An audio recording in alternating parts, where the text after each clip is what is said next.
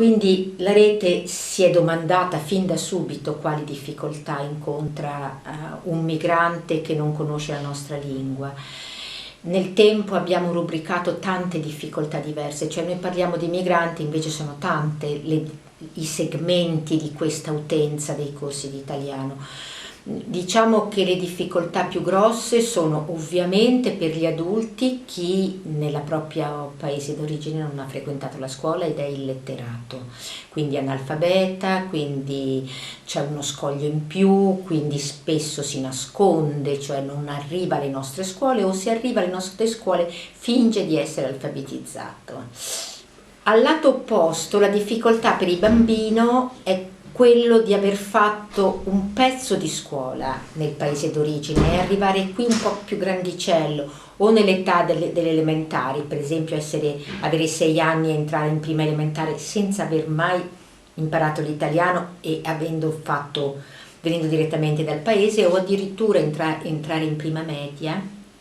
dopo aver fatto le primarie nel paese d'origine. Perché a questo punto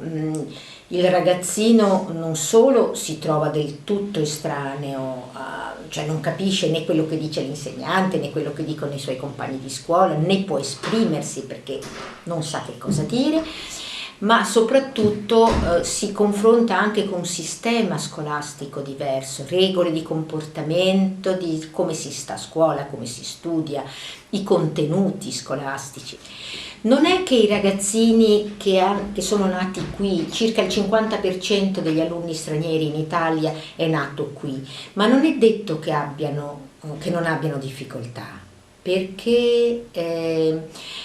sono comunque di lingua madre dei genitori, sono stati cresciuti col linguaggio dei genitori e quindi l'italiano lo parlano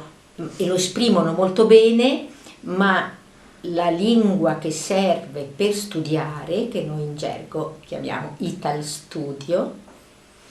è molto più ricca e complessa di quella che loro hanno imparato soltanto giocando con i coetanei. Ma poi c'è per esempio la prima generazione migrante che in Italia è ancora molto forte, cioè i quarantenni che sono arrivati a 20 anni e che hanno speso tutto il loro tempo per cercare lavoro e casa. Proprio non hanno avuto nel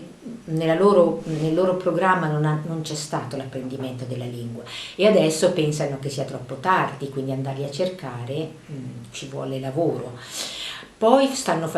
quelle famiglie stanno facendo il ricongiungimento, per cui arrivano le mogli, non a caso con ragazzini di età intermedia,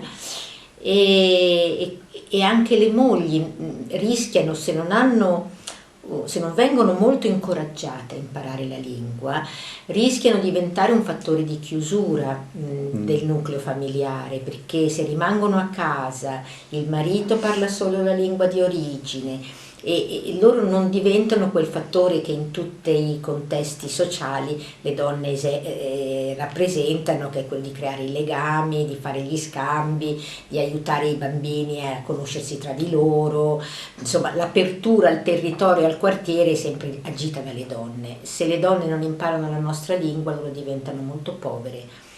Quel famoso capitale sociale deve essere tradotto in italiano, non può restare chiuso dentro la comunità monolinguistica. E poi c'è il problema dei rifugiati e richiedenti asilo, che adesso in Italia, come è noto, è abbastanza esteso, e queste presenze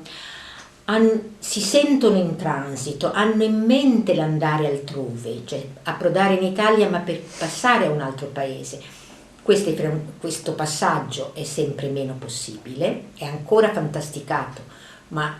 si trovano bloccati, diciamo spiaggiati in Italia, e resistono all'apprendimento dell'italiano perché non era stato pensato nel loro progetto, cioè loro volevano andare in Inghilterra, volevano andare in Germania, volevano andare in Canada, quindi non avevano l'italiano come riferimento.